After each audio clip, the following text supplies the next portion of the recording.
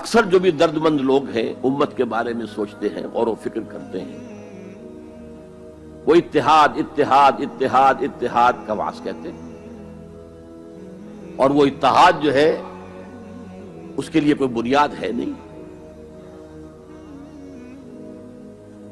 فرقہ پرستی ہے، فرقہ بندی ہے، کہیں اور کہیں ذاتیں ہیں، کیا زمانے میں پنپنے کی یہی باتیں ہیں۔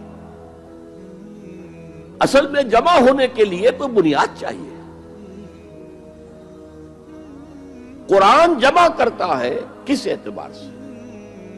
دیکھیے جانوروں کا ایک گلہ ہے جا رہا ہے، بھیڑیں بکریوں کا، ایک آدھ کتا بھی ان کو کافی ہے جمع رکھنے کے لیے، ذرا بکری کوئی ادھر ہوئی وہ کتا آیا وہ پھر واپس اپنے گلے کے اندر مل گئی، ایک دو کتے بھی کافی ہیں، بڑے سے بڑے گلے کو سنبھال کر رکھنے کے لیے ایک دو کتے کافی ہیں۔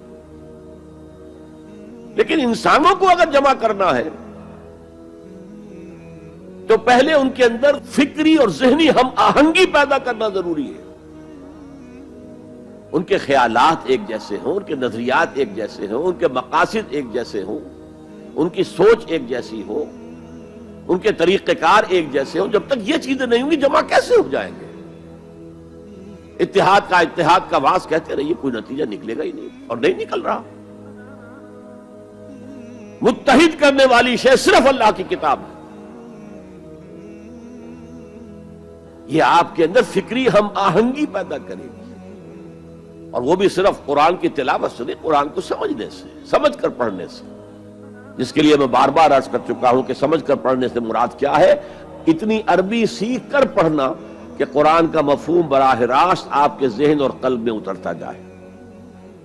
آپ کسی مترجم کے ترجمے کے ذریعے سے قرآن نہ پڑھیں، وہ سیکنڈ ہینڈ نالج ہو جائے گا، وہ تو آپ مترجم کی آنکھ سے قرآن پڑھ رہے ہیں، اپنی آنکھ سے نہیں پڑھ رہے ہیں۔ اگر اس طریقے سے قرآن کے ساتھ جڑ جایا جائے تو ذہنی ہم آہنگی ہوگی، فکری ہم آہنگی ہوگی، مقصد ایک ہو جائے گا، اعلاء کلمت اللہ۔ وہ جو کہا کسی نے کہ میری زندگی کا مقصد تیرے دی کی سرفرازی، میں اسی لیے مسلمان، میں اسی لیے نمازی۔ اگر مقصد ایک ہوگا تو ہم مقصد لوگوں کو کہتے ہیں امت۔ اما یا اموں کے معنی ارادہ کرنا، آمین البیت الحرام، وہ لوگ جو بیت الحرام کا قصد کر کے جا رہے ہیں، سفر کر رہے ہیں۔ تو امام جس کا کہ سب لوگ پیروی کر رہے ہیں، راستے کو امام کہتے ہیں اس لیے کہ آپ بھی راستے کے پیچھے پیچھے جا رہے ہیں، فالو کر رہے ہیں، راستے کے ساتھ راستہ مڑ گیا آپ بھی مڑ گئے۔ تو امت وہ ہے ان لوگوں کا مجموعہ جن کا مقصد ایک ہے۔ آج ہم کہتے ہیں امت مسلمہ، امت مسلمہ، کہاں ہے امت مسلمہ؟ وحدت امت کا سب سے بڑا حدی خواہ ہندوستان میں علامہ اقبال، ایک ہو مسلم حرم کی پاسبانی کے لیے، نیل کے ساحل سے لے کر تا بخاک کاشغر، لیکن اس کو بھی ماننا پڑا ہے اپنے لیکچرز میں، reconstruction of religious thought in Islam, there is no Muslim ummah present at this time، کوئی مسلم امت موجود نہیں ہے۔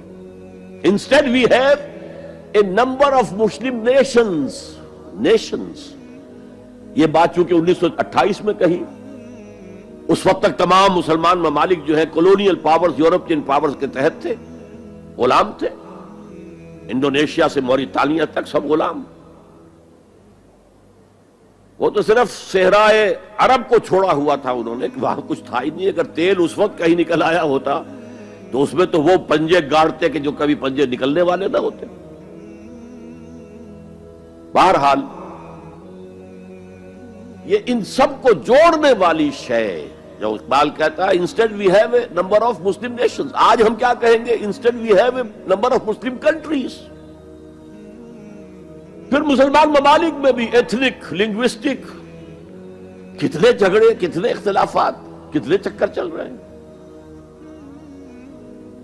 تو اس اعتبار سے سوچئے کہ انسان کو جمع کرنے والی شے صرف وہ ہو سکتی ہے جو ان کے مقاصد کو یکجا کر دے، ان کے نظریات میں ہم آہنگی پیدا کر دے، ان کی سوچ کو ایک رنگ میں رنگ دے، پھر وہ بنیان مرصوص بن جائیں گے۔